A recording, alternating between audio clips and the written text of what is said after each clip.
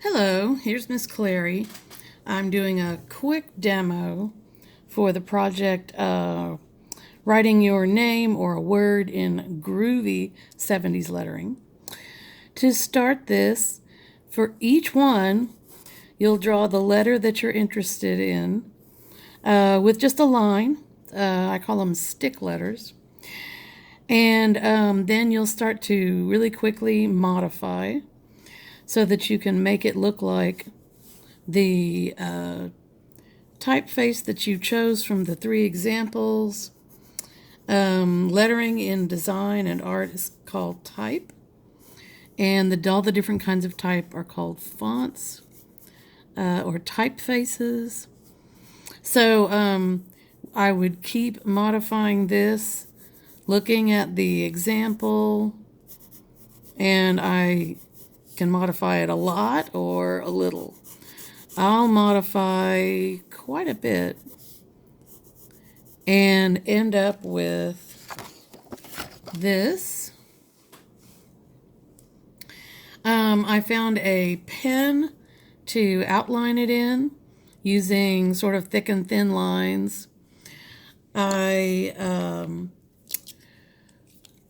even outlining with a pen. I'm holding my pencil a little farther back and holding it lightly. It's really tempting to hold on to that pen really tightly, but I'm going to do it lightly.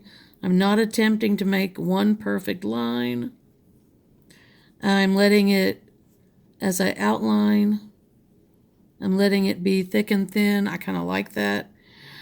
Yeah, I'm not a machine, and neither are you, and this is supposed to be an art assignment.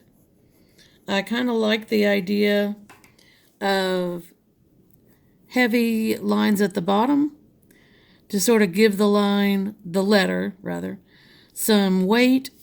So like on this side where I still need to do a little bit, it's pretty thick on the bottom and a little bit thinner at the top. Not a whole lot of difference, but something you can think about. And then I need for you to make a value in the letter going from dark to light. So you can go from dark to light from the top or the bottom. I'm going from the bottom. And to keep it to make it so you have a very smooth transition, I'm going to put a very light value over the entire letter, although you can see that I need to erase the original stick letter. Unless you are doing your shading with just a pencil, then you don't have to erase that in there because you'll probably just cover it all up. But you might erase it anyway. I had to be really careful and let the ink dry from the pen. I thought it would dry really quickly, and it actually took a while. So yes, erase your extra and put a light value over the entire letter. Even this light value that you're putting on right now, you want it to be pretty even. And the only way to do that is to do it slowly. So I'm going to slowly go around the entire letter. I'm using this nice colored pencil, but you can just do this with your pencil. And I would cover the entire letter. Then I would go back and put another layer on, and I would make it just a little bit darker. I don't need this over the entire letter because I want it to go from light to dark.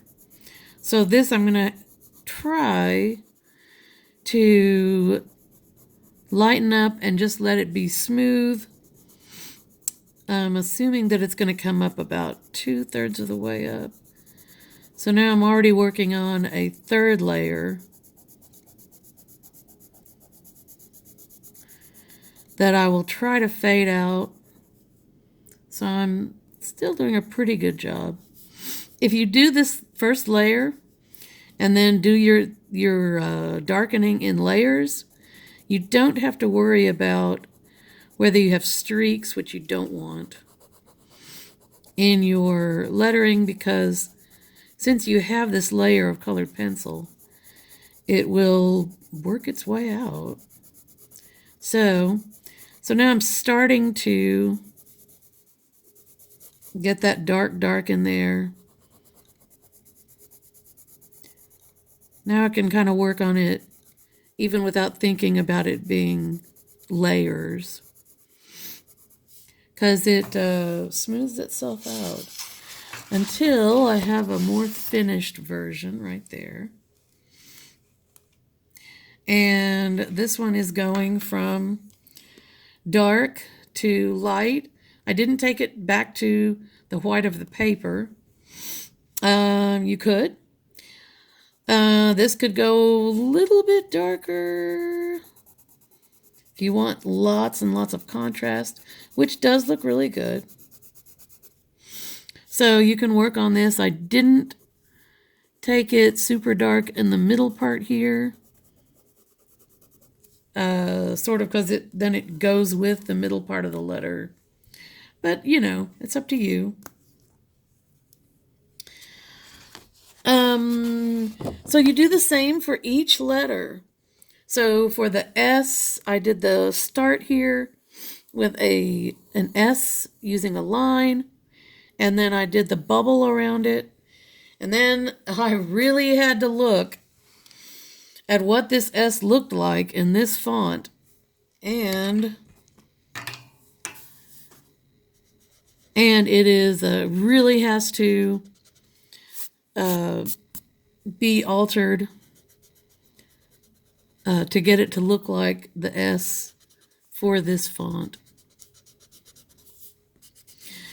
So it just goes slow, sort of, not too slow. And there I've almost got the S to the shape that I think the top is a little bit thinner. You'll have to look on the example sheet. I have the fonts, examples of them. I know that the bottom of the letter is really huge, so I try to keep that. Keeps looking like a swan until I get everything erased away. And we're getting close to the way this letter would look. And then you would shade it, doing layers from light to dark. To do one of the other typefaces, I still started with a stick A. There it is. And then I put the bubble, quote unquote, around it to give it some width and depth. And now I'm starting to modify it. But that letter and the bubble keeps me from making the letter, letting the letter expand out, make it too big. So it sort of gives you a place to start and a place to keep. You know the letter is that size. So all your letters will tend to be the same size, hopefully. So I would just keep going with this one. I know that's there. And I'm not looking at the example, which I should be doing. And I've picked up the wrong pencil. Yes. This space in here is a little too far apart, so I need to work on that.